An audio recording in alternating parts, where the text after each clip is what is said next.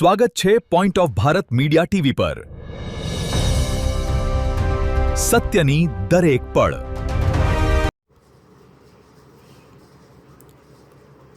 કિકલોડ ભાદરણ ચોકડી પાસે આંકલાવ એમજીવીસીએલની ગંભીર બેદરકારી। નવો ડીપી વરસાદમાં જ નમી ગયો।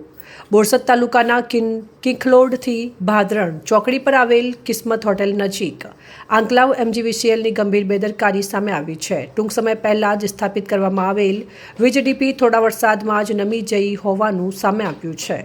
સ્થાનિકોના જણાવ્યા મુજબ ડીપીના થાંભલાઓ યોગ્ય રીતે કોન્ક્રીટિંગ કર્યા વગર માત્ર માટીથી ફિટ ઊભા કરવામાં આવ્યા હતા। વરસાદ પડતા થાંભલાઓની આસપાસ ખાડા પડી ગયા છે અને સમગ્ર માળખું નમી જવા પામ્યું છે, જેના કારણે આસપાસના વિસ્તારમાં અકસ્માતનો ભય ઊભો થયો છે।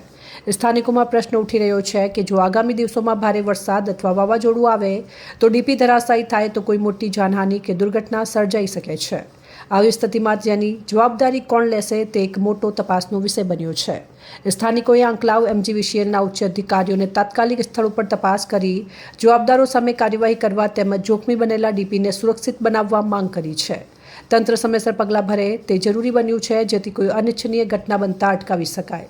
રિપોર્ટ પ્રતિક પટેલ, આણંદ। મારું નામ હિતેશભાઈ નરેશભાઈ પરમાર છે। મેં લગભગ 30 જાન્યુઆરી આ લાઈનનું એસ્ટિમેટ ભર્યું હતું, જે પ્રીપેડ કનેક્શન 24ની। એ લાવતાય મને બહુ તકલીફ કરી છે અને આ જે કામ પત્યું છે સતત પહેલા વરસાદમાં જો આ ખાડા પડી ગયા છે, કાલ ઉઠીને આ ડીપી એક સાઈડ બેન્ડ થઈ છે, એ જ રીતે આગળ આ લાઈન પણ બેન્ડ થઈ છે। કાલ ઉઠીને આ કશું થાય તો જવાબદારી કોની? એમજીવીસીએલની ઘોર બેદરકારી છે આ, કે ત્યાંથી સંતોષકારક આપણને જવાબ મળતો નહીં, એને કારણે મારે રજૂઆત કરવી છે।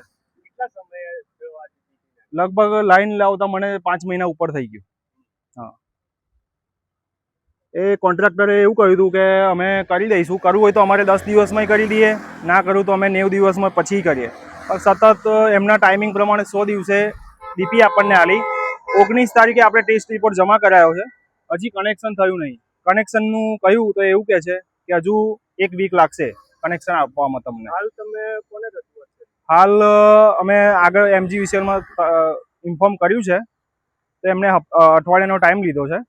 પણ મેઇન વસ્તુ આ છે કે આ ડીપી બેન્ડ થઈ છે, એ જ રીતે આગળ લાઈન પણ બેન્ડ થઈ છે। કાલ ઉઠીને પડે તો કોની જવાબદારી? કંઈક જાનહાનિ થાય, નુકસાન થાય તો નુકસાનની જવાબદારી કોણ લેશે? મારી રજૂઆત એટલી જ છે।